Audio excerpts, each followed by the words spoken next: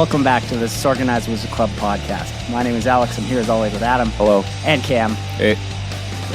First episode back. Were you on last week? I was not. Nice. Thanks for recognizing that fact. Oh yeah, you were gone. You were gone. Yeah, I was gone for 2 weeks back in Alberta. They come and go. And we're a group of Ottawa-based players that play just about anything and everything that we can qualify for. We talk about decks, tournament stories, and just about anything for you and ourselves to get better at Magic. Definitely. And if you want to get better at Magic. I don't like this new definitely stuff. Yeah, this doesn't sound like us. Yeah. But if you want to get if you definitely want to get better at Magic, check out wizardtower.com and MTG Canada. They have articles on various things from Commander to Standard, and you can also order singles, and they have free shipping in Canada and the US. Kick-ass podcasts like the DWC. Yeah. I have a question. And the Commander's Brew podcast, I believe. Oh, yeah. I have a question, though. When you guys said that they have articles for getting better at Magic, why did you both intensely stare at me? I don't know. I felt grilled and I felt unappreciated. I'm just wondering why you're not writing for the website. Because I don't know how to write. Because you're an academic and intellectual. Yeah, but that doesn't mean I know how to write. I wrote articles for them a long time ago. I just didn't have time to commit to writing articles on top of doing schoolwork and the podcast and actually playing Magic. Yeah. And playing all the other video games. Enough, I have too. Yeah, but Alex, around the same time, we were both writing for the MTG Canada site around the same time. But that was when I was like playing on the Pro Tour, right? Like it was then I did like reports for GPs because I played in GPs like way more often. I'm pretty sure the last article I wrote was when it was during spoiler season for Eldritch Moon, to give you a bit of a timeline. So it's been a while. Yeah, though actually same because I remember I was going to start an article series called Cards I Don't Hate. Yes. Cards I Don't Hate because I hate spoiler season. Right. And I hate every new card because all new cards suck. Yeah, you wrote one about Lambholt Pacifist. Yeah. And then that was the end of that series. Yeah, I wrote one article because it was the only card I didn't hate. I was like, this card is sweet. Yeah, I just never because I don't like making called shots about cards, like new cards too, because you look like a fool. But I was like, man, Lambholt Pacifist is sweet. That's a fact. I've thought about writing articles, but I've always concluded that I have nothing to offer the community that Frank Carson hasn't already done. So, oh, you mean from like a math perspective? Yeah, like what? That's all I am. So. Yeah, I feel like painfully, some people it really bugs me. They call you camculator and stuff. Yeah, it's so cringe. I happened to notice that people call me that. Yeah, it's super cringe. Although I could, here's an article I'd write. And you suck at math. Like that's the funniest part. Like I mean, like basically, yeah, I'm bad at arithmetic. Yeah, but isn't that like a common stereotypical joke amongst? Well, yeah, because it's true amongst mathematicians. Yeah. Mathematicians. But like, I almost said it. That's why I paused for a second. I was like, gotta make sure I get this one right. Here's an article that I would write. I'm actually going to consider this now. I would write an article about why offering even and odd is the role to like determine who goes first in a game is like the strictly superior random method of I've switched to it recently, but like you get a lot of, and then I won a roll against the guy and I was like, gotcha, it's not even like as a joke. And he's like, oh my god, it's not. And he started like trying to pretend like he can do math. Yeah, because I've been like and had to calculate the odds and I was like, go Curtis.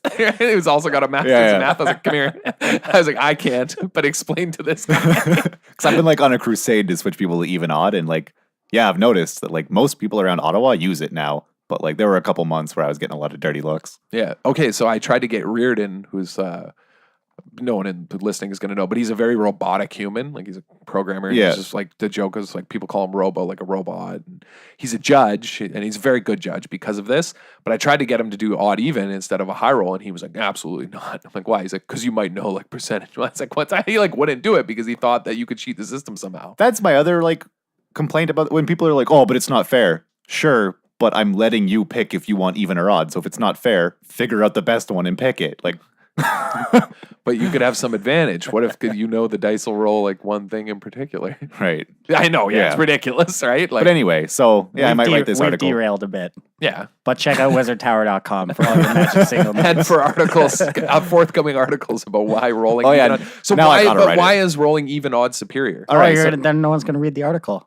Why would they read it? Well, the number one thing I realized was like when you both roll like 5 and then the other guy rolls a 5 and then you roll again, you both roll 9s. You're like, whoa. And you're like, yeah. It's a waste of time. It's just annoying. I hate the like, whoa, from people. So now I'm like, all right, even odd, right? But think so you know exactly what I'm talking about, right?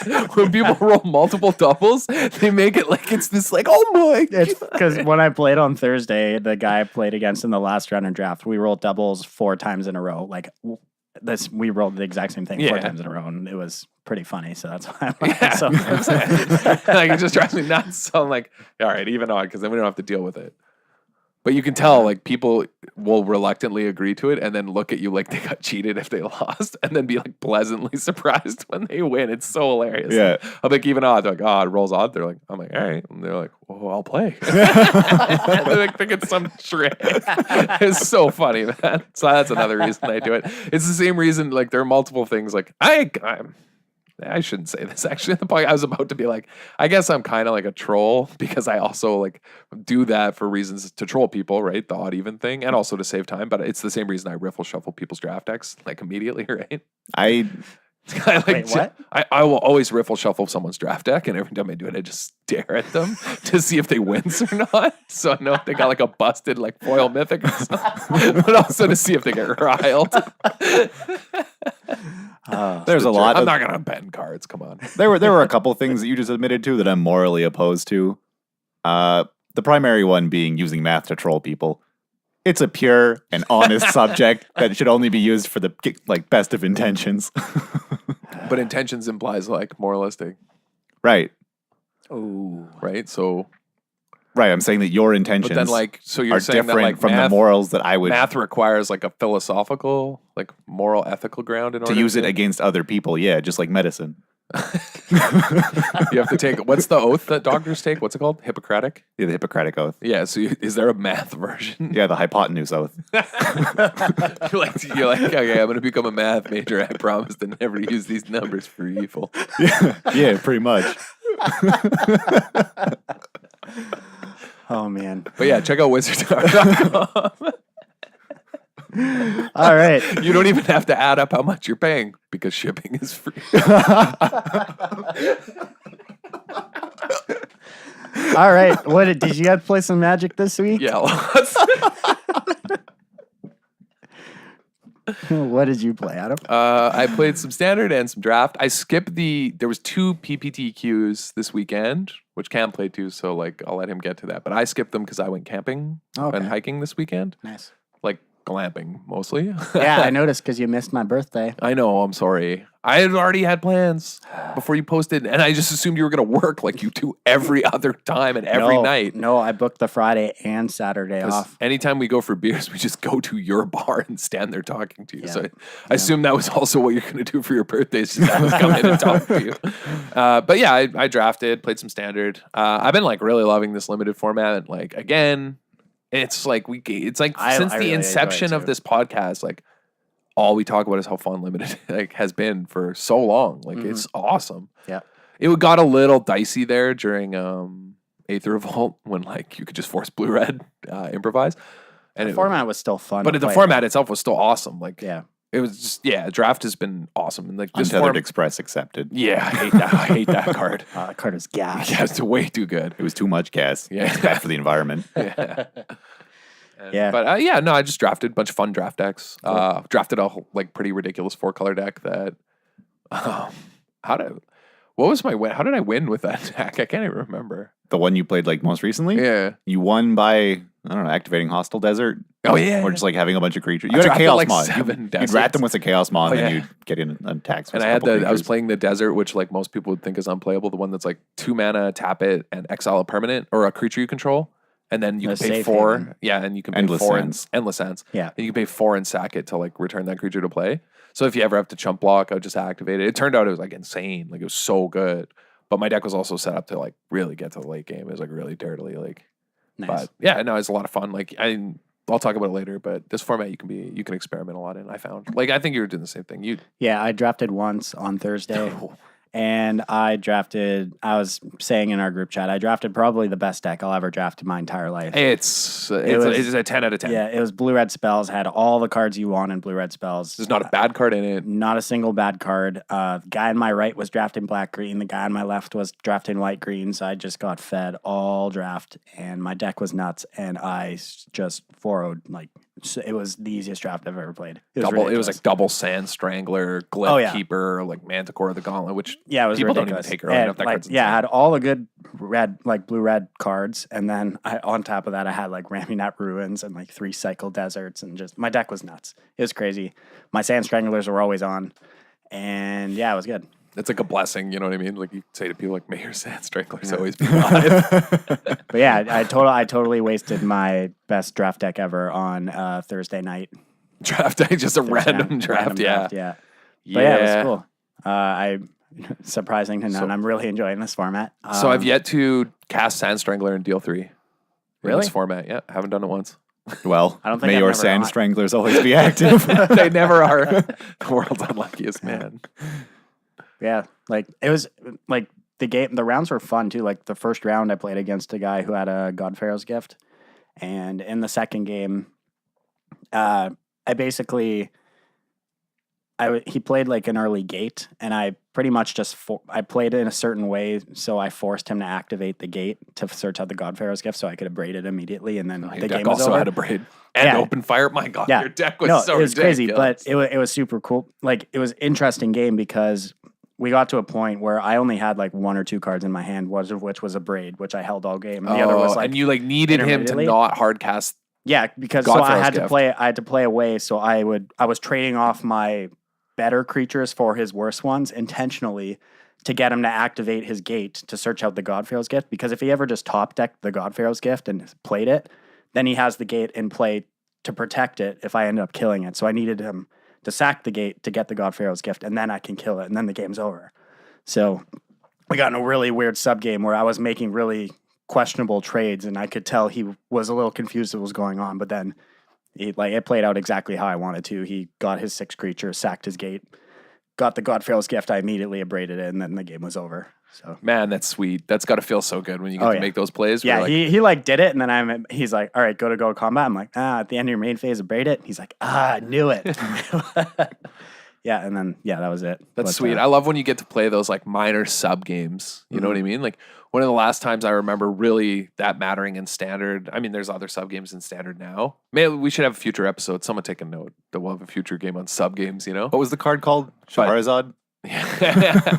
But like Dragon Master Outcast used to be a sub game. In Jeskai Black, right? Like you would be concerned about later Ojutai's commands and like where the Dragon Master Outcast was in the state of the game, like how many lands. Like slowly, like that card was the only card that mattered, but the early like taking care of Taskers, like doing other stuff, like kind of mattered. But really, like the end game, the whole time you like are cognizant of like, oh, I maybe don't want to throw away this Ojutai's command now because I can get back my Dragon Master Outcast later because that's going to take over this game no matter what. Well, I think you've told a story before on this podcast, or at least you've told us about you were at a GP and someone was attempting to exile your Dragon Master Outcast, and you used your own removal spell on it, so that you could so that you could top deck the Ojutai's command later to get it back. Yeah. He Silk Ride was during when they were playing the green white like tokens enchantments deck that Sam Black played. Yeah, and he was going to Silk Wrap, and he had like two 2/2s from a Gideon, and I was like, I can't I don't think I can win this game. I'm at 20, but I don't think I win this game on an empty board by firing and impulsing a 2/2. And so, and that's all he had too. So I was kind of like, I don't think that's how I win this game. Like we're both kind of top decking. Like I'll just kill my Dragon Master Outcast because I had 3 Ojutai's command in my deck. Hadn't seen it yet, right? And I was like, okay. And then I like actually top decked it the next turn. He like went to play like Wingmate Rock or something stupid. And I was like, I counter it and bring back Dragon Master Outcast. It was like so nutty. Rip that guy. He was like choked. But I also had to admit, he's like sick play. I'm like, yeah. But like those like sub games are really cool. So like, it was like you got to do it perfectly, the abrade right? in my opening hand. Yeah, and there was multiple points during the game where I could have used it. It would have been really beneficial. But our boards were kind of close, and it wouldn't have put me that much ahead. And like once he played the gate on turn 3, I just kind of like shuffled the abrade to the side of my hand. Like I'm not using this card until God Pharaoh's Gift. Right. Yeah. This is a mulligan to 6 until this not. Card. I might as well just pretend this card doesn't exist, and I'm going to force him to activate it. And that was the whole game plan from there. And Yeah. because like once he did that, he had no cards left in hand. I had like 1-2 creatures on board, but the game was over. Like, Yeah. there's nothing he could top deck to get him. Well, in and it's that like the position. best card in his deck. Yeah, And exactly. the card's insane and limited. Yeah. It's cool. Like, yeah, that's cool. Like, it's a cool story. Like, you construct the game knowing that, like, well, I can't beat it twice. Yeah. So I now, like, my game plan is to beat it once. So I have to construct my blocks and attacks and, like, things I do so he has to use it. Mm-hmm. Yeah. Or, like, he thinks it'll be an advantage enough, right? Like, Yeah. But also, like, there's, like, an interesting part of that sub game in that, like, you don't want to give away that you also are, like, trying to bait it out, right? Like, I bet you're also trying to, like, do that, right? Yeah, I don't remember how exactly it played out, but we got to a point where we were both kind of top decking. Like I still had the braid in my hand, but it could have been a land from how I was playing because, like I said, there were multiple points where I could have used the braid to get myself a little more ahead on board, but I felt like I didn't need to because I was playing towards a different game plan. Yeah.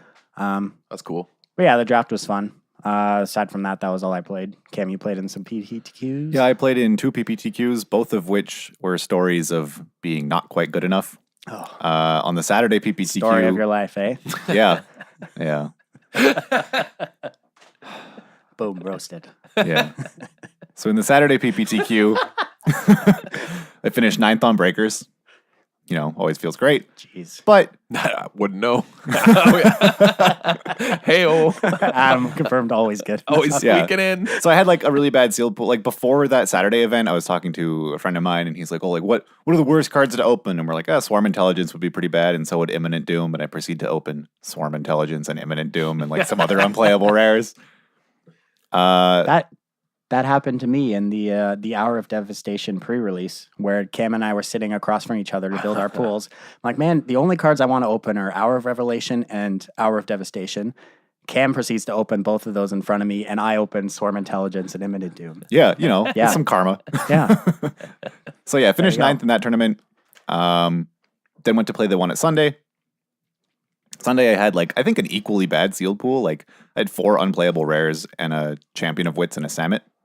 Ended up playing like a green-red deck, went 3-0, 1 unintentional draw, and then an intentional draw into the top 8. And then my top 8 deck was sweet.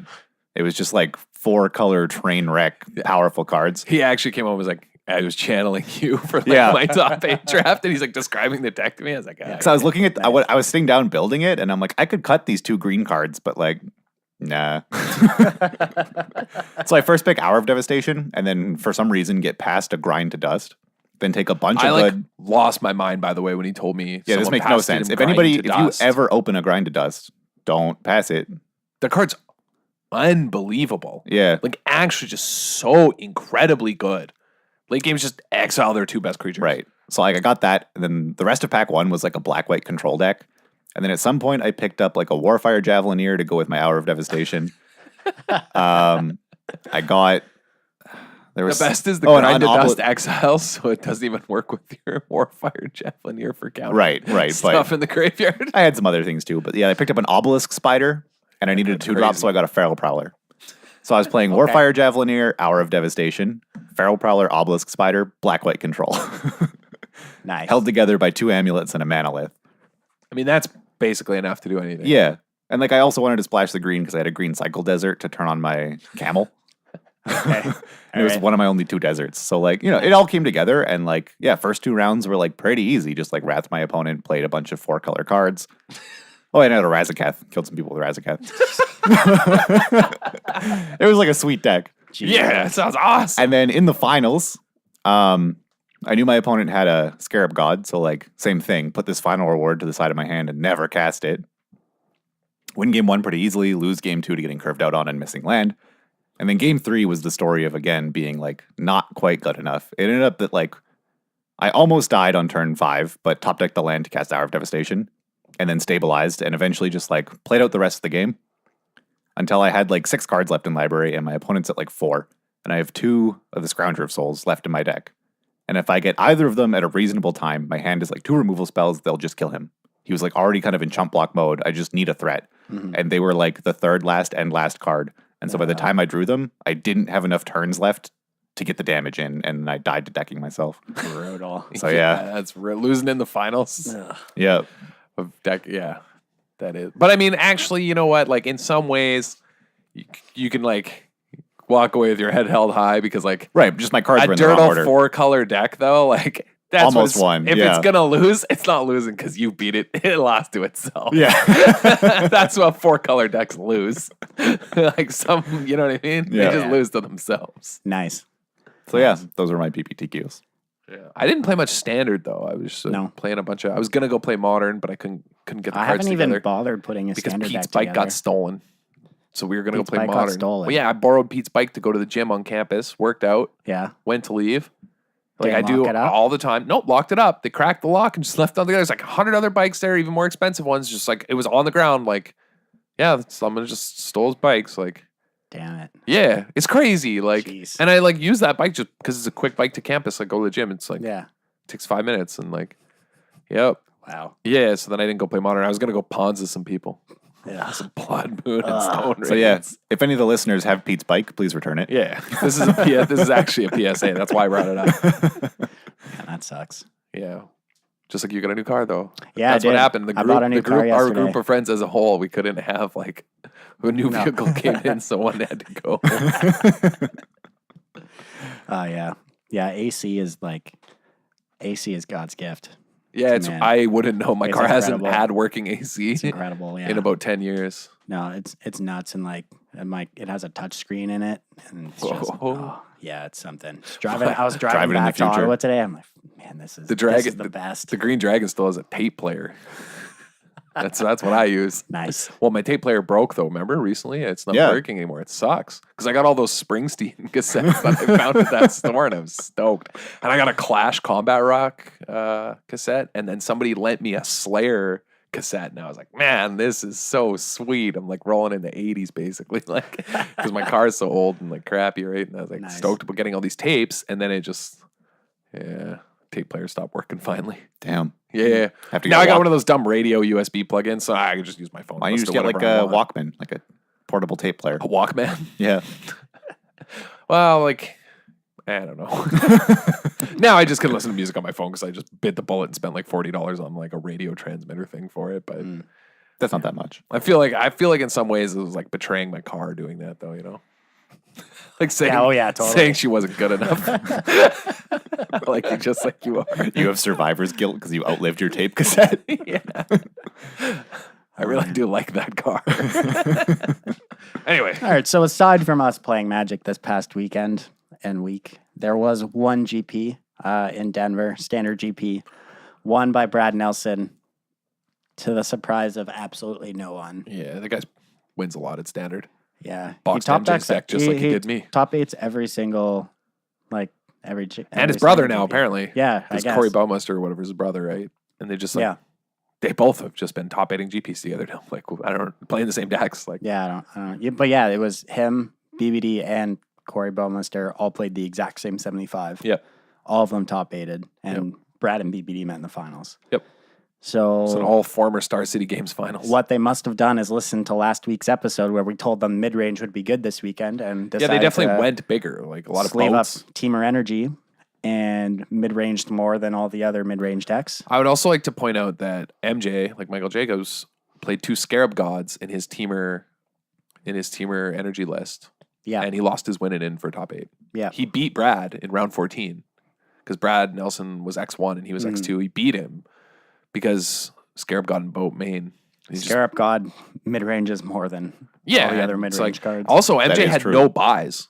Really? Yeah, he doesn't play Paper Magic anymore. He just geez. streams. So, like, yeah, he had no buys and he went 12-3 or 12-2-1. Like, Jeez. that's wild. Yeah. Yeah, and I was looking through deck lists. He finished 18th, so he must have won 12-3. Yeah, he probably went 12-3. He lost his Yeah. winning in. Yeah. Yeah, that sucks because that would have been cool with no buys to just be like, yeah, you know, 13, Oh, yeah, his deck was 13-2'd. sweet, though. It was just Teamer Energy splashing 2 Scarab God. Scarab Gods and then boats. And I think like he was playing boats main and he had, or at least on coverage, but they screw up the graphics all the time. Like never trust coverage, I've noticed for like what they say is in the main because they always screw it up. But I think he also might have had, I also liked his list because he had 1 boat and 1 harvester in the main deck. Yeah. I like that. Like I like how had 2 vehicles in the main, but also I thought his list was cool in that he was playing 7 2-mana deal 3s. Like he on the draw could like kill a Winding Constrictor for sure, basically, right? Like and not get run over. Like he made it so his deck was like very consistent. Like it was a very good mid range deck. I thought this was a super good list. I'm curious like why the 3 Servant of the Conduits, but I assume it's because he just thought 10 2-drops was enough, or sorry, 14 2-drops was enough. Like he just wanted something to do on 2 no matter what. Yep. Yeah, I like the Dispossessed in the sideboard too. Having access to because ramp is like, or sorry, like the control decks are bad for you, right? We were talking about this. Yeah, well, I'm more worried about God Pharaoh's Gift. That too, but like mid-ranging like, harder. But we were talking about how Teamer Energy with Pete when he was on the show that it has a bad control matchup. Yeah. Right. So this gets rid of Torrential Gearhulk, and I was like talking about. I don't even know if that's kind of what you want to be doing versus control. To be honest, I'm not sure it is, but I would try it. It's like it's 1 copy, so it's probably better. It's probably better than Harness Lightning. So whatever. But Phil, sorry, I've noted as well. Phil was playing a bunch of games with Teamer Energy on Magic Online, and he said that his opponent played Scarab God. And then he just confiscation coded. He's like, no, that's the better sideboard card. He's like, you just take their dumb Scarab God. There you go. But I like the deck, and especially like God Pharaoh's Gift did show up and did pretty well this weekend. It put a bunch of players in the top 32, like five or 6 versions of the deck in top 32. Yeah, near one misses. Like, a bunch of near misses for top 8 for God Pharaoh's Gift for Jeskai top God Pharaoh's Gift. And like a lot of big names were playing it too, like Corey Burkhart, Owen Turtenwald. Mike Sigrist was playing Mike Sigrist, yeah. They were all playing the Jeskai version. Yeah, because the cool innovation was Trophy Mage, right? Their build got rid of playing, they don't play Refurbish. Right, they just play Cathartic. Like I like Cathartic Reunion too, but they're like it's funny because I've seen opinions split on Gate to the Afterlife, but they seem to think it's worth it because they're playing 4 Trophy Mages. Yeah, well, I mean it gets the gates. They're playing Ballista and Insolent Neonate. Neonate seems great in this deck. Exactly what you want to be doing. Yeah, one thing I'm curious actually about. But yeah, they're not. And I kind of said they're not playing. Thraben Inspector. Yeah, they cut Inspector, which is blasphemy. But I mean, you got to cut something. Okay, so one thing I said to Pete, but I was like too lazy to explain it because Cam and I were playing games. I was like, I don't like their sideboard though. Like I said, their sideboard card sucks. Like there's like a particular vehicle that I think should be in their sideboard, which is Aether Sphere Harvester. If you're playing 4 Trophy Mages for mono red, that's right. Like, sweet. Doesn't that seem like a massive oversight on this sideboard? Yes, it's probably just that you have Angel of Invention, right? And they probably thought that was enough. Like, but it's not, and it's already it's been proven that it's not enough. Yeah, it wasn't enough before, so why would it be now? Like because I don't know. Like Trophy Mage already, like having Trophy Mage versus Refurbish already improves your mono red matchup because it's a body that gets rolling instead of like just a spell. So like maybe they thought that with that it was that they didn't need to worry about it. They also could have just assumed that like you guys said, mid-range was going to be popular, zombies was going to be popular, and that mono red was on the decline. Yeah, but this is the thing. If you go get a Gate to the Afterlife on turn 3 with Trophy Mage, you can't play it till turn 5. And you have to make sure you get your 5th land. Whereas if you go get Aether Sphere Harvester, the next turn you can play it and a 1-drop. No, I agree. It's good. I'm just saying that. It's so good. Yeah, no, I agree. Yeah, that's all. Like, it just seems like an oversight to me. Like, it seems like they missed some possibilities in their sideboard that could have been very good. They didn't gather or search 3 CMC artifacts in standard. Yes, that is their mistake. Yeah, but I think there's a few other things. Like, and obviously it's like a new deck, and they were testing things out. Like, there's a few other things with their sideboard that bug me. But we also don't know like when they came up with this list. Could have been like 2 a.m. Right before the GP. Yeah, exactly. Like I think that they were like clearly worried about control and the mirror as well, like a little too much, like 4 negates, 2 dispels and stuff. Like I think it was like a little. Well, I don't know. If you are playing the same deck as Owen Turtenwald and you want to win the GP, you should be concerned about the mirror because you're going to face him in the finals.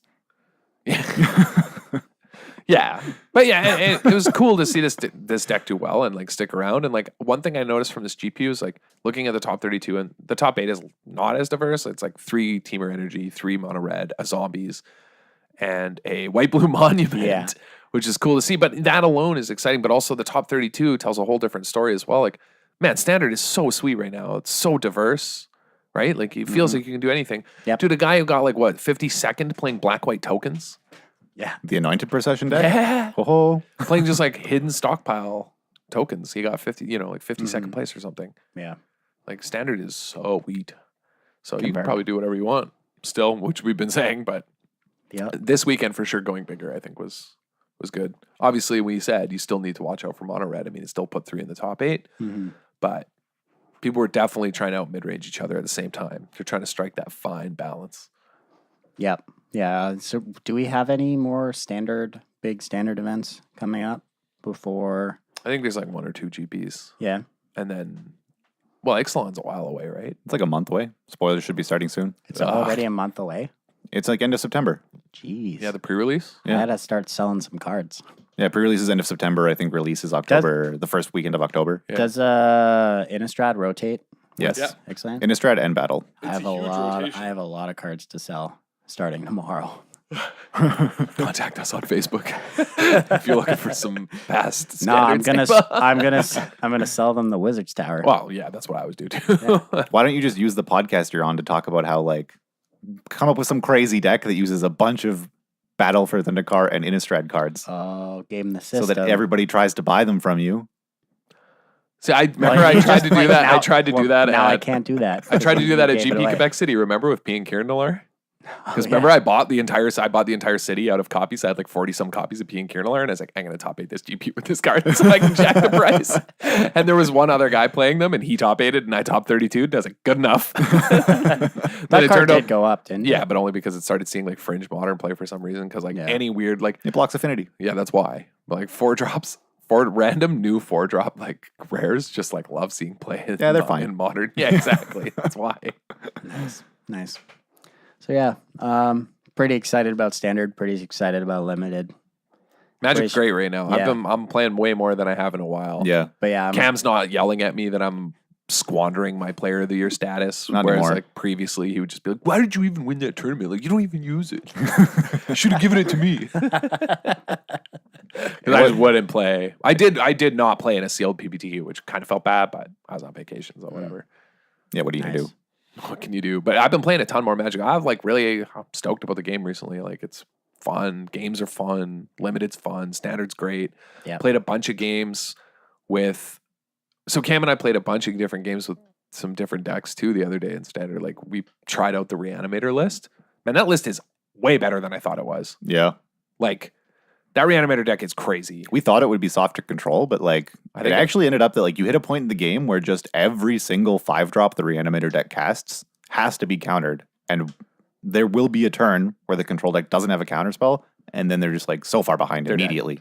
And because their deck is so skewed to beat, like it's got Magma Sprays and Harness Lightnings that it can't deal with these big, constant big 5-drops, right? And they don't care about Torrential Gearhulk. They just eventually get a Noxious Gearhulk into play. And Somehow. kill it. Right, yeah. Yeah, and it just kill dies. So it's fine. And any, game 1, any Grasp or Fatal Push you don't want to use, you just pitch to Champion, right? The deck actually can just go long so easily. It was very good against. It was much better than expected against But I also control. changed the lists that most people had posted online and stuff, right? Like I immediately played a different list. You had 4 push main, right? Yeah, and I also played Kalidas main. Kalidas main. And I changed because Kalidas was insane. It was Right, but, actually one of the best cards in the deck. The fact that you increased the number of Fatal Push in the deck and it was still very good against the Torrential Gearhulk deck, this Reanimator deck has legs. Yeah, it was super good. It was shockingly so consistent and redundant too. Because of strategic planning and Champion Wits and Oath of Jace, I just always had fatties in my graveyard and always had Liliana 5. And Liliana 5, by the way, is nuts. I hadn't played with that card in Standard. That card's actually ridiculous. I also like that I had the Ishkanaz in the deck and only one Forest. Never had a problem because you have Oath of Jace and Champion. It's so the deck was so good. How much does Liliana 5 cost right now? I don't know, $10, $12. I ordered a playset. Yeah, probably not a lot. $10 or $12. Let's find out. Survey says. Oh, I saw the 13, foil Oh, price. it's a foil. I thought the foil price, and I was like, whoo. Yeah, $13. Yeah, it's going on. I think because this is one of those cards too that theoretically after rotation is very, very powerful. True. It's the same thing with why I think you can't find Noxious Gearhulks right now. I literally can't find copies of them. No one has them in stock. Because post rotation, Gearhulks are gonna be really powerful. I assume, and the makes god, sense, Scarab God, all these cards are gonna be very powerful. Oh, yeah, I had a question about that Teamer deck. So a while ago, people were splashing for Bolus in Teamer. Yeah. Like Reed Duke was Yeah, I splashing for remember Bolus. that. So between Bolus and the Scarab God, which do you think is better to splash for? In what deck? In Team or Energy. Oh, Scarab God. Scarab God. Why? It's easier on your mana. Like you're just a creature deck anyway. Yeah, okay. Cost Like- 5. Sure. You get your choice, whereas But like, if- ticking up Bolus can be random, right? Like what you get off their library that's if they're true. an empty-handed. Whereas Okay. like Scarab God is like in some ways harder to deal with as well. Like if they have a never to return. That's true. And also if you're behind on board, Bolus is like garbage. It Like also- late game. It also costs 5. Yeah, it costs 5. But I'm like, and you can play it on turn 4 with servants. But late game, I don't know. I feel like if you're behind, let's say they have like a 5/5 and a 5/5, Bolus like isn't two going to 5/5s. do enough if you're behind. Yeah, from Or it'll like kill one thing and die. Verdurous Gearhulk. Yeah, it's Yeah. just going to kill one thing and then die. Whereas like Scarab God's going to turn the game around if your life total's fine. Like, yeah, it's actually just going to win the game from behind. That's true. Okay. Yeah, that's right, because like it represents just as many creatures as you can spend mana on. Mm-hmm. So like late game, that card just can win it from nowhere. So yeah, I think it's better. I'm convinced. Yeah, I think the card's really good. I mean, I don't think Bolus is very good, but it's fun to play. That is true. That's why everyone was playing one. Yeah, because everyone just wanted to cast it because it's fun. But it's not like a busted 7-mana Planeswalker like Karn, you know? It's not like No. the game's just It's no Ugin. Yeah, it's no Ugin. Ugin was also pretty fun. Ugin. It was so miserable to play against. Ugin would have single-handedly ruined Standard, actually, if it wasn't for like Heroes Downfall and like stuff like that, stopping Oh, it yeah. from, and like Thoughtseize. It was already like it. It was already like offensive. I hated that card. Like that time period where Green Red Ramp, like Ulamog Ugin, was just like the best, one of the best things. Yeah, it was awful. It was like Standard was. I complained about it nonstop. I hate. Remember, actually, we were doing the podcast and I stopped playing. Remember, were we doing the podcast? Yeah, I stopped playing for a while, or it was just when we started the podcast and I started again. But I'd stopped playing for a couple months because Standard was so miserable because it was everyone at like everyone where we played and just locally at like Grand Prix, even like travel, people were just playing Ulamog, World Breaker, and Ugin, and it was just so miserable. I was like, none of these games matter. Decisions don't matter. This is so miserable. Like Eldrazi were a mistake. Ugin's a mistake. Yeah. Wow. Because that was after Downfall rotated, right? Like, yeah. Ugin's still pretty fun in Modern. I think Ugin would have been fine in Standard if they didn't ban Smuggler's Copter, because he can't exile it and he gets to attack him.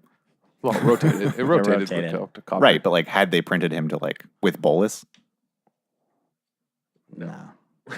No, What? that card's so offensive. Right, but he can't exile vehicles. Ugin would be like the best card in the format by. Yeah, but why does it care about your 3/3 shitty vehicle? Because it's gonna kill him. You remember how much loyalty that Yeah, do you Planeswalker had? remember how Yeah, much no, it did when 'cause it bolted? They ticked down to Wrath every other permanent you had. But then how are you So going to you- crew your copter? You top deck a creature. Flawless plan. Or you hold a Thraben Inspector. But Can't exile the clue. in Standard right now, though, aren't vehicles going to be an Ixalan too? I've heard a rumor that there's Someone said that there's two vehicles, there's two vehicle- pirate ships Yeah. Really? in Ixalan. Yeah, so I heard. No. So sorry, spoiler alert, I guess. I don't know Oh. if people get mad about hearing that stuff. That's pretty sweet. But apparently there's going to be more vehicles because like Vraska's a pirate running on a ship, I guess. I really want one to be called Plunder Maw Hellkite. Well, I guess I can't remember when they announced vehicles as a new card type. If it was, did they ever say it was going to be just for Kaladesh block? I don't remember, but I hope not. they know they're risky. So I mean, but they knew equipment was risky and they fixed it later, right? We haven't seen good equipment in a while. That's true. Yeah, when was the last playable equipment? in Standard? Batterskull? Yeah, Maybe. probably. It's Like been a long. Batterskull and Swords. That was the last time. There has to be. No. What was the one in the artifact deck? Wasn't there one? No. Ghost Fireblade. Ghost Fireblade Oh. got played for a bit. No, that card's No, all it out. didn't. Dude, that card. Yeah, in like lost the finals scissors of a in the Pro scissors Tour. deck.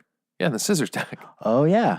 Yeah. That was a deck. I And remember. in- And Soul there artifact. were other decks that like would play it occasionally. That card did see a decent amount of play actually. For like a couple months. Yeah, I mean, well, yeah. Yeah, what more do you want? But yeah, no, it's rare. Batterskull was played the entire time. It was in Well, Standard. yeah, And so are the swords. So Ghost Fireblade, I don't also think a sword. that counts. I don't think that counts. That's a saber. No, I'm just.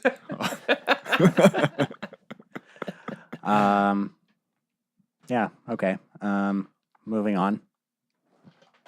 Oh yeah, since we've been drafting and playing a bunch of limited, Yeah. So Cam wanted to yell at people. No, I'm Yeah. just kidding. yeah, I got a topic I'm riled about.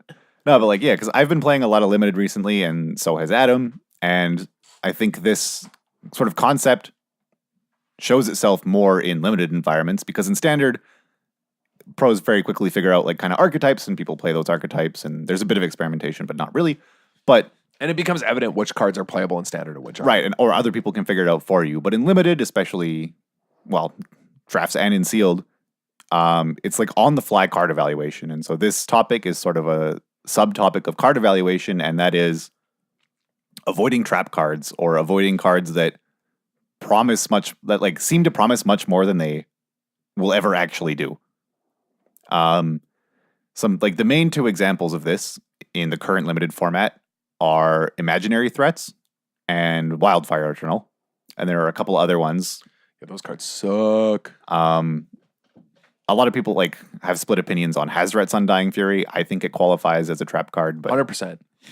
other people think it's good. But anyway, like Didn't Michael Jacob like say it was really, really good? And he played a shitload of sealed.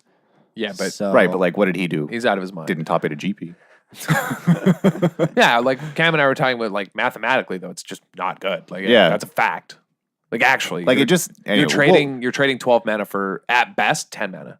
yeah, like on average 5, sometimes 10, at best 20. But like that's why it's a trap card, is because people see this like very anyway. Yeah, so we'll get into what sort of the characteristics of these trap cards. And what I was just about to say is that people will read these cards and they will imagine the one scenario in which it is completely busted, in which it is an amazing card and almost wins the game on the spot.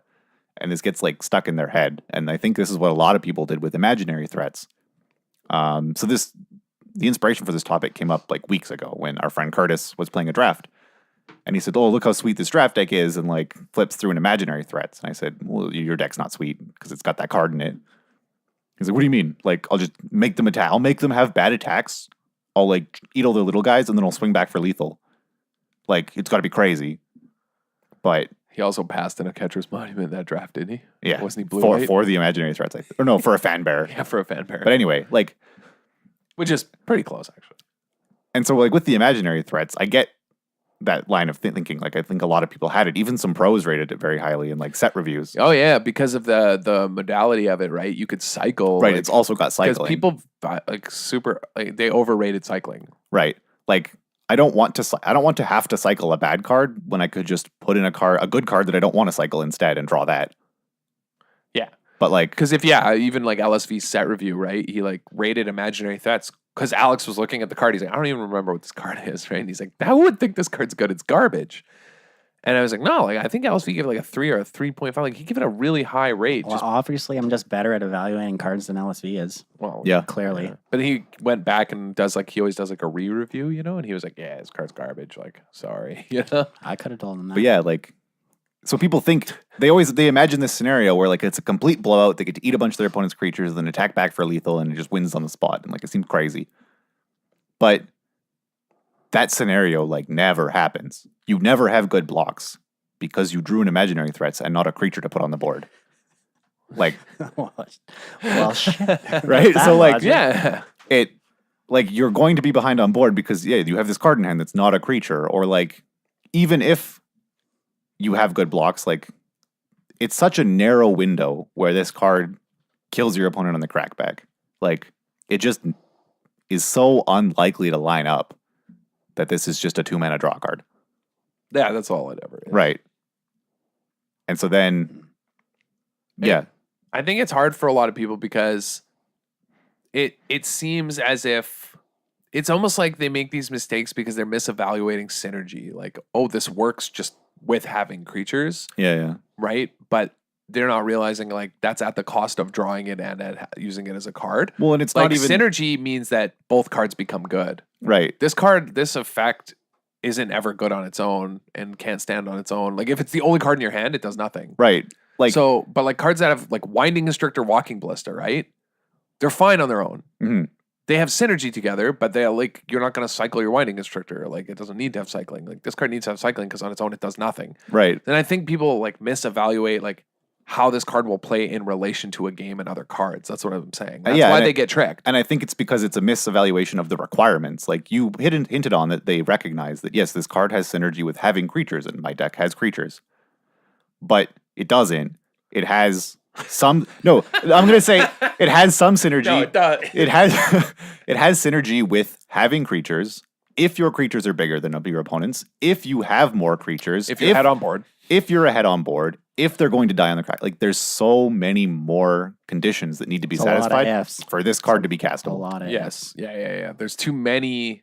Yeah, like that synergy is too vague and broad and requires like too many conditions to meet the specific, instance where it's good. Like it's whereas like the other one is like, I just drew these two cards and they're sweet together. Black-green counters would not be playable if you needed Walking Ballista and Winding Constrictor and an animation module and you needed to pay a blue mana and your opponent had to be tapped. Like it just takes away, like the modules never saw play. That's like a very powerful combo, but it's like 3 cards and so much has to be going right and you need a bunch of mana to sink into them. One of them does nothing on its own. Right. Basically. So that I think is the characteristic of a trap card, is that it just promises so much more than it realistically ever delivers. Yeah, and like Hazard's Undying Fury is like one of them. Another one like that I from like day one was like this card Garbo is Wildfire Eternal, right? Which you mentioned. Yeah. Because so for those who don't know, that's a 4 mana 1/4. 4 mana 1/4. Afflict 4. Yeah. Which is irrelevant because I'm never blocking it. And if it deals combat damage to a player, No, if it's not blocked. If it's not blocked, you can cast an instant or sorcery spell from your hand for free without paying its cost.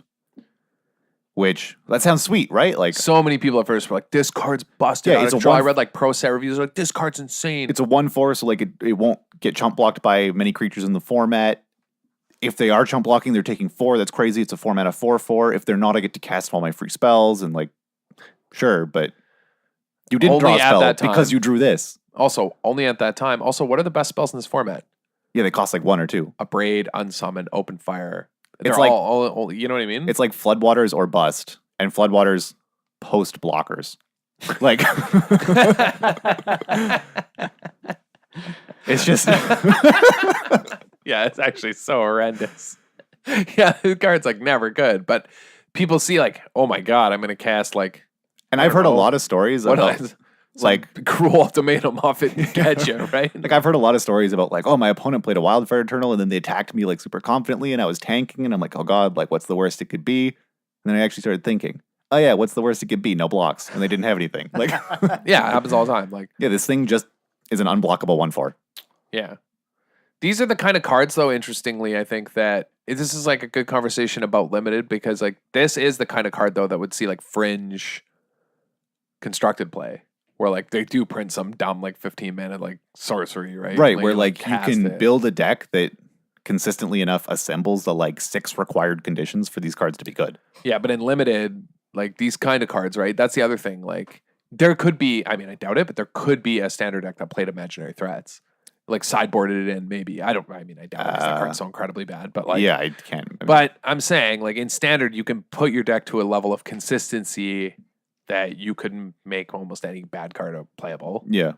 But in limited, like these kind of cards are just like so dead. And like, I think it's important to kind of specify this like in limited because people lose a lot of games in limited by having cards like this in their deck. And I don't think they realize it by just like playing these cards that seem good. Like, right. And it's, if you're not like aware that you're getting trapped by these cards, I think it's very easy to like draw this card and your board doesn't quite line up. And then you draw land the next turn instead of a creature you need to make this card good. And you just go, oh, I got unlucky. Like it didn't, my blowout card didn't quite line up, but like, had things been different, this card would have been sweet and like still try and play it. yeah. Not realizing that like, no, it's inherently the nature of that card that it's not going to be sweet often enough. Yeah. It's like reason to believe, claim to like. Yeah, you like know, that was another one that I thought of, like Reason to Believe. Like that's a card that you the can very scry easily 3 look like. for 1 blue. Yeah, and then, scry 3, okay, I put my 7-drop on top and then I cast it for 5 the next turn. Like, so it's a 6-drop sure. that you can't play until turn 6. So Right. that you can hopefully in those top 3 cards find a 7-drop. Otherwise, you're trading down on mana. Right, but there's like this upside, and then a lot of people also Of the upside of 1 mana. right. But and again, like with imaginary threats, like oh, that's cycling if it's bad. Reason, oh, you know, if whatever, I can scry early to Trading line up my a draws. card to scry is like incredibly bad. right. But that's like another It's- characteristic of these like Wildfire Eternal doesn't really have it, but another general characteristic of these trap cards is that people go like, the fail state's fine. It's not, but they can convince themselves it is. Yeah, because the upside's so high. That's one thing Cam and I've been talking about a lot with like fail states, right? We're like, well, what's the fail state on playing this card? Like, what's this worst possible case? And we've been like talking about a lot of, even in like Hearthstone Arena, that's why too. We're like, what's the fail state on taking this card right now? Like, do we take this dumb bookworm? But yeah, we've been talking about the same thing a lot in Limited. Like, how bad is this if it like doesn't pan out? Like, and so I think that's like a good way for people to like help, I guess, like decide whether they want to. And that's draft safe. And this is like what's his name? It's not Martin Mueller. I think Andre Strosky wrote an article recently about like the medium approach to draft. I think I talked about this before, where he was like, because Ben Stark or Paulo, I can't remember, had this like famous draft article where they talked about like how to draft like a god, right? Okay. And he was like, I'm not that good at Limited, and I never will be, and I'm never going to put in the time to get Limited. So like good at Limited. So what I learned is how to draft like a middle of the road decent deck that like I can get wins from playing tight.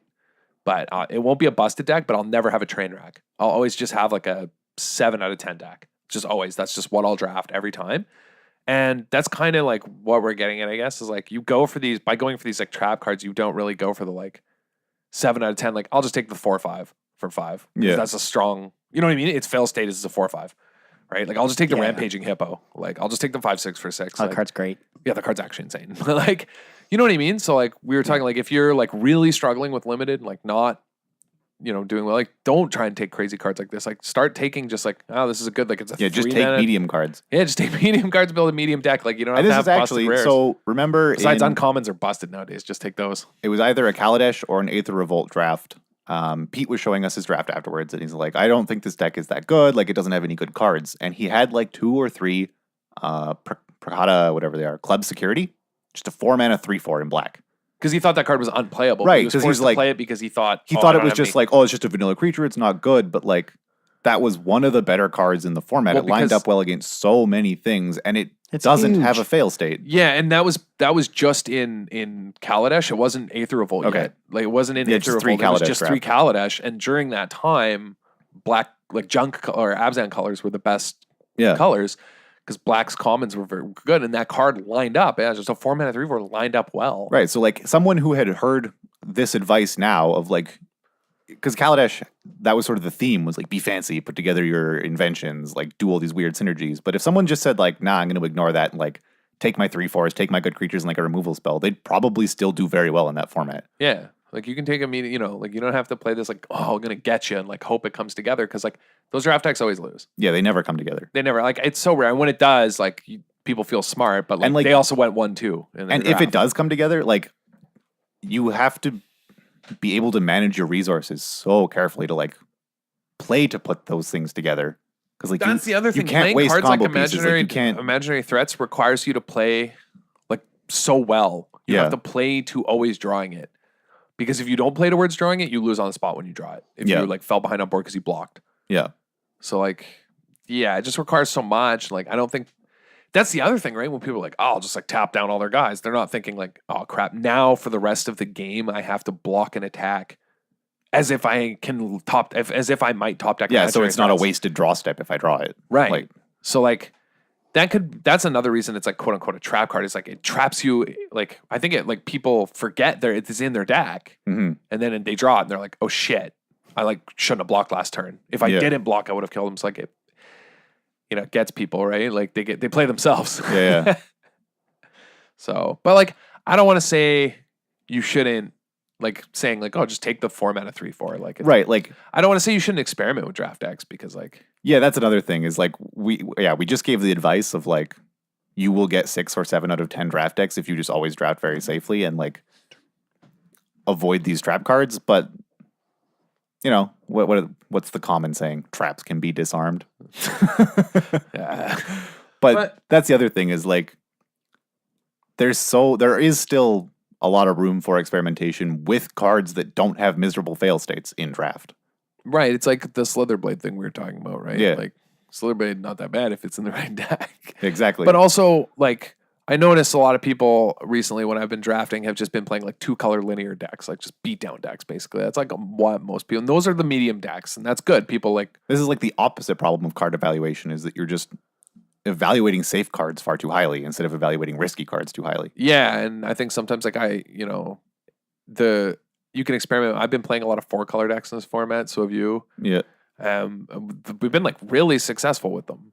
Like, right? Like, our 4-color decks across. And everybody makes jokes like, "Oh, you're playing a 4-color deck," like, or this isn't Modern Masters. Like you'll do it, and they'll be like, "Oh, Adam can't get away from Modern Masters," and I'll do it, and they'll be like, "Oh, Adam's roommate." Like, all you guys do is play these dumb 4-color decks. Right? I'm like, but then I haven't lost. But they come together and like you win. I beat all of you. I'm XO. Like, you know what I mean? I'm only splashing for very good cards, and I understand my mana requirements. Like I took Traveler's Amulet 4th pick. I know aggressively took fixing. Yeah. Because I know the fail state's insane on my deck. Right, because like the fail state is that I play like a medium black-white control deck for a while until I hit my colors, and then it's nuts. Like, until I exactly, right? Like my fail state is I'm playing 7 forests and mostly green. Yeah. And I'll figure out, like, an Oasis Ritualists and Manolith and 2 Traveler's Amulets and 2 Evolving Wilds. Like, that was my last deck. Mm-hmm. And people were like, I can't believe you're playing it. And I'm like, I have 1 Plains in my deck and 7 ways to make white. Like, seems good. Like it's gonna come together. Like, you know what I mean? It's fine. And outside of all of that, I get to mulligan. Like, I get to mull to a hand that can set up my colors. Yeah. Jeez. Like, So I'm not saying you shouldn't experiment, but like, just like in a 4-color deck like that, I would never consider playing a card like Imaginary Threats or like the Eternal, like Wildfire Eternal. You know what I mean? I would never consider playing those cards. Because when you're playing a 4-color deck, like the whole reason you're doing it is power. It's because every card is good on its own. Yeah. The only reason to play 4-color decks is just greed. Like like so you just want as much power as you possibly can. And like that's why you do it. Like even my draft deck, like I didn't really get that many busted rares. Like I actually only had Chaos Maw. I was like, because my rares were like Hostile Desert, like lands. But I remember I was joking about how I had 13 uncommons. Yeah, it was an exercise in the power level of uncommons. Yeah, it was. That's why I actually drafted a 4-color deck, intentionally taking as many uncommons as I could to test. I was like, I had a theory that recently Wizards has in limited that uncommons are like actually like in limited ungodly powerful. Ever since like Maverick Thopters, I was like, that card nuts. Like this card not being uncommon. It's so powerful. And so I started like recently experimenting by like prioritizing uncommons, even if I wasn't sure if they were better than a particular common. And I took like Dune, what is it called? Dune Diviner. Yeah. 2/3 for 3. Pay 1 and tap a desert. Gain a life. You know that card? Yep. Yeah. It was nuts. It was so good. I had like 7 deserts in my deck though. I was watching your games. You'd go down to like 3 to 5, and then you'd like stabilize the board, play a Dune Diviner. They'd play a flyer, and you'd just be like, okay, gain 4, gain 4, gain 4. Yeah, they'd be like attacking for 2 in the air. I'm like, okay. Like my turn. Like, yeah, I'm like, okay, and a step, gain 4 on tap. Like play a land, go. Like late game, it was just unbeatable. It was so good. Like I stabilized at 1 against the guy and finished the game at like 30 something when I finally killed him with like a 2/3 vigilance flyer in the air. Like that's how I won. Like it took me so long. But yeah, I mean like that's another thing. Like I think those like and I guess like what I'm getting at is like those kind of just rock solid uncommons or like whatever, like uncommons with upside, like creatures with upside. A 3-mana 2/3 is like not great, but when it has an upside, like, and generally those are uncommons, they're actually like deceptively powerful, I think. And like those are the kind of like 7 to 8 cards. Yeah, well, they're trap cards in their own sense, right? And that like, why would I play a 2-mana 2/3? Life gain's not good. Yeah, like life gain is not good. They trick you into thinking that their upside isn't worth anything, but like, let me play a different game. Yeah. So it's interesting, like in that sense, but its fail state was acceptable. It was just a 2/3 for 3 that I could play early if I had to. Right. Which I complained about, remember? I had played as a blocker one game I was watching, and then I incessantly complained. Like you had like your head in your hands, like, I don't want to trade this off. Like, I need it. I need it for later so I can gain like 30 lives. All right. On that note, does anyone have a blowout? Actually. Yeah, we got one sent in from a listener and friend of ours, ABJ. Oh, yeah. Oh. Yeah, so it's kind of like we had a few, but this one was crazy because this one's like a multi-stage, day-long blowout. Yeah, this one is wild. Actually, I totally forgot that. So this was at weekend. This was at the Saturday PPTQ.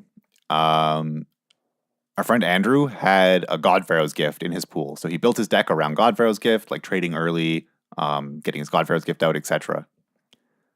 I forget some of the details. Do you want me to just read the whole thing? Yeah, just read the message. Yeah, okay, just read what he sent. Okay, this is quote. Yeah, begin quote. It's the Saturday sealed PPTQ at Tower. I've got a pretty bomby red-green ramp deck splashing an island for Nissa. I'm on the play against what seems like a mid-rangey Grixis opponent. Turn 7, I was starting to crunch in with a couple fatties that outclassed my opponent's creatures, and I had a handful of premium interaction. I dropped a blocker post-combat and passed. My opponent only had one card left, a Burning Fist Minotaur and a Champion of Wits, so I was feeling very confident. He untaps, draws, plays a land, and drops Nicol Bolas. After briefly pausing to think, he ticks up the +2. I reveal Godpharaoh's Gift off the top of my library. He decides to cast it. He moves to combat and eternalizes his Dream Stealer in his yard. He attacks with Menace past my blocker and hits me for 4. I look at my 5 cards, realize that although all of them would be 2nd and 4th picks, none of them would answer either of the 7 drops my opponent just played. So he put 20 mana worth of permanents into play and got 6 cards worth of advantage, +2 per turn, and I subsequently lost the game.